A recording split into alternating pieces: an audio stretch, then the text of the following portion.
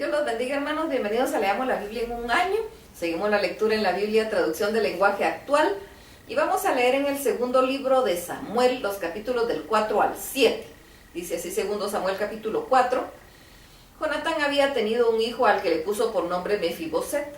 Cuando llegaron las noticias de que Saúl y Jonatán habían muerto en Jezreel, la niñera de Mefiboset tomó al niño y huyó. Pero por las prisas Mefiboset se cayó y se quedó cojo. El niño tenía entonces 5 años de edad. Cuando Isboset supo que habían matado a Abner en Hebrón, se preocupó mucho, pues se dio cuenta que ya no podía seguir siendo rey. Todos en Israel también se preocuparon. Isboset había puesto al frente de su ejército a 2 hombres de Beeremot, llamados Baana y Recab, que eran hijos de Rimón. Estos 2 hombres habían sido jefes de una banda de ladrones. Aunque la gente de Beerot se había ido a Gitaim, y ahí se les consideraba extranjeros, ellos se consideraban miembros de la tribu de Benjamín. Baana y Recab fueron a la casa de Isboset y entraron como si fueran a comprar trigo.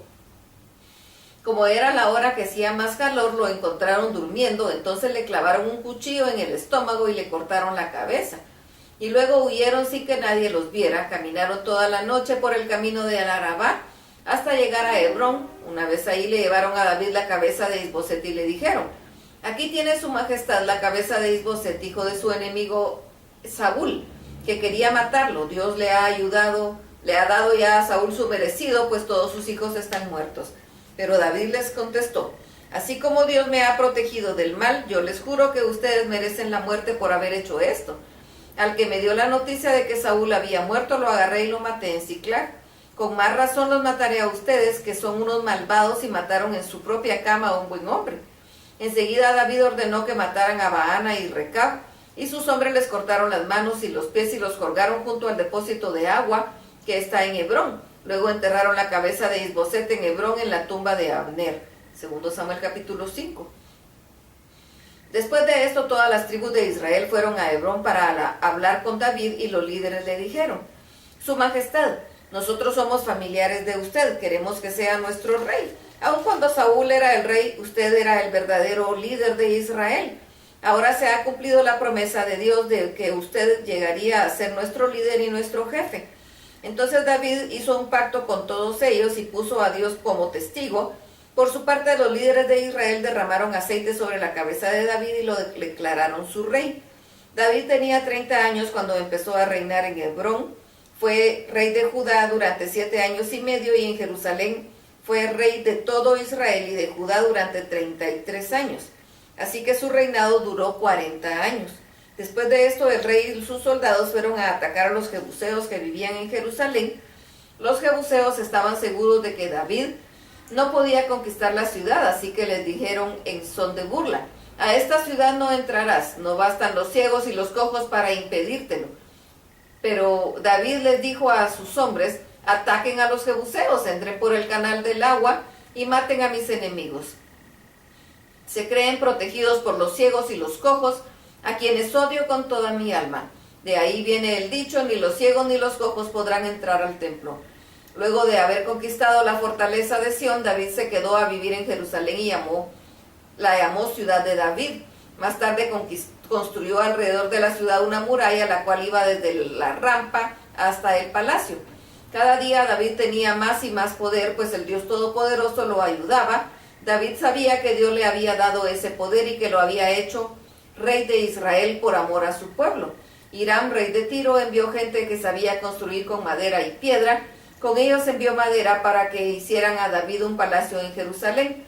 David se fue de Hebrón para ir a vivir a Jerusalén. Ahí tuvo más esposas. Los hijos que tuvo con ellas fueron Samúa, Sobab, Natán, Salomón, Ibnar, Elisúa, Nefeg, Jatía, Elisama, Elidá y Elifelet.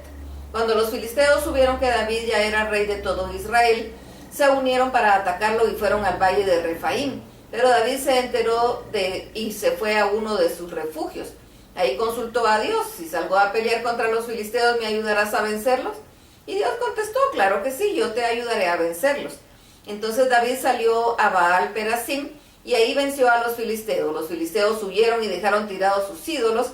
Así que David y sus hombres lo recogieron. A ese lugar lo llamó Baal Perasim, pues dijo: Dios es fuerte como la corriente de un río, pues me abrió el camino para vencer a mis enemigos. Pero los filisteos volvieron a atacar a David y ocuparon todo el valle de Refaim.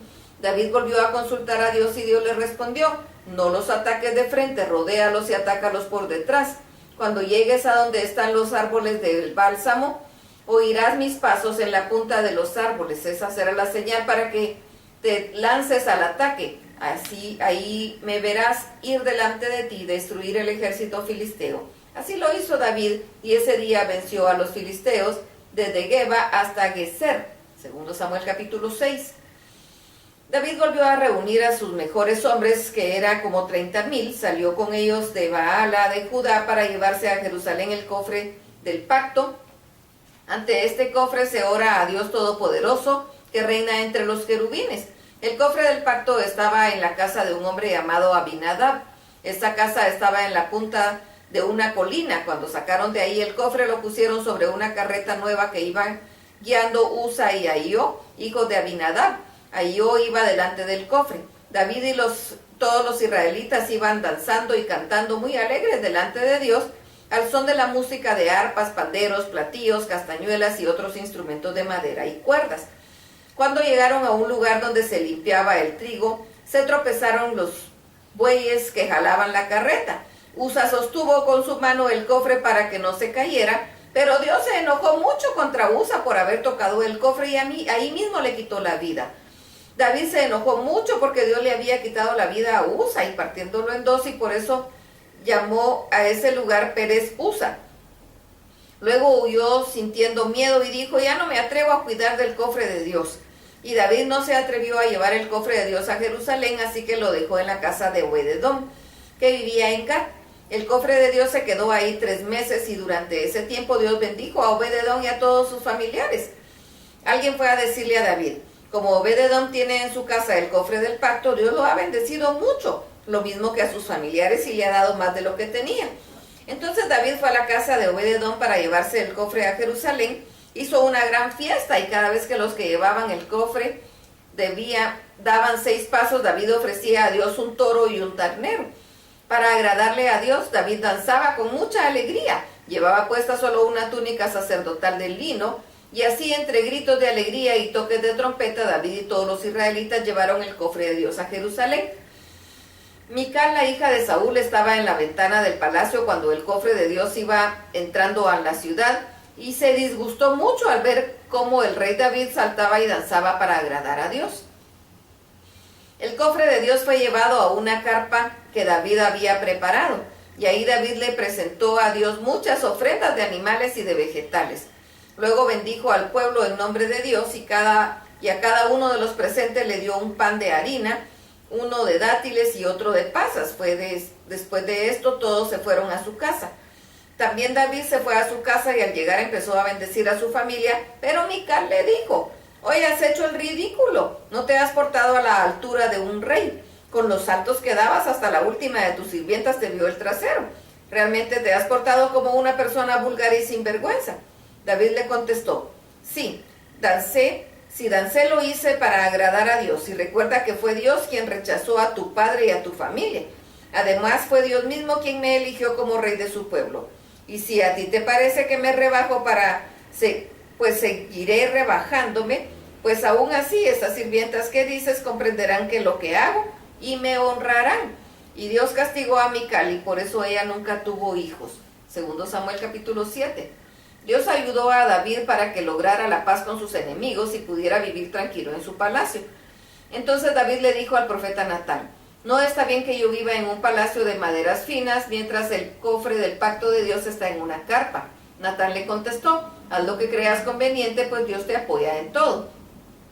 Sin embargo, Dios habló con Natán esa misma noche y le dijo: ve y dile de mi parte a David lo siguiente: ¿Cómo está escrito de que tú quieres construirme una casa? Dime, cuando les pedí a los jefes de Israel que hicieran una casa de maderas finas, si desde que los saqué a ustedes de Egipto siempre he vivido en una carpa. Yo soy el Dios Todopoderoso. Yo soy quien te puso al frente de mi pueblo cuando eras un simple pastor de ovejas.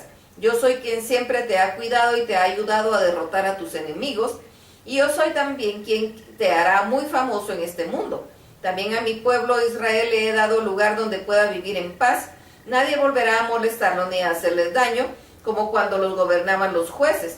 Tú por tu parte vivirás en paz con tus enemigos. Además yo haré que tus descendientes salgan los reyes de Israel. Después de tu muerte yo haré que uno de tus hijos llegue a ser rey de mi pueblo, y a él sí lo dejaré que me construya una casa, y haré que su reino dure para siempre. Yo seré para él como un padre, y él será para mí como un hijo. Si se porta mal, lo castigaré como castiga a un padre a su hijo, pero nunca lo abandonaré como abandoné a Saúl. Además yo haré con el reino de tus hijos sea firme y dure para siempre. Natán fue y le dio el mensaje a David. Entonces David fue a la carpa donde estaba el cofre, se sentó delante de Dios y le dijo: mi Dios, ¿cómo puedes darme todo esto si mi familia y yo valemos tan poco? ¿Y cómo es posible que prometas darme aún más? Y que siempre bendecirás a mis descendientes. ¿Qué más te puedo decir, Dios mío, si tú me conoces muy bien? Tú me dejas conocer tus grandes planes, porque así lo has querido. ¡Qué grande eres, Dios mío! Todo lo que de ti sabemos es verdad. No hay ningún otro Dios como tú, ni existe tampoco otra nación como tu pueblo Israel. ¿A qué otra nación la libraste de la esclavitud? ¿A qué otra nación la hiciste tan famosa? Tú hiciste muchos milagros en favor nuestro, y arrojaste lejos de nosotros a las naciones y a sus dioses. Así hemos llegado a ser tu pueblo y tú nuestro Dios, y esto será para siempre así. Mi Dios, yo te pido que le cumplas a mis descendientes esta promesa que nos acabas de hacer. Haz que ellos se mantengan en tu servicio, para que tu nombre sea siempre reconocido, y que todo el mundo diga: el Dios de Israel es el Dios Todopoderoso. Dios mío, yo me atrevo a pedirte esto. Tú has dicho que mis descendientes serán siempre reyes de tu pueblo. Te ruego que los bendigas para que siempre te sirvan. Tú eres Dios y lo que dices es verdad. Por eso estoy seguro de que cumplirás todo lo que has prometido. También sé que si tú los bendices, ellos te servirán para siempre. Hasta aquí la lectura. Dios los bendiga.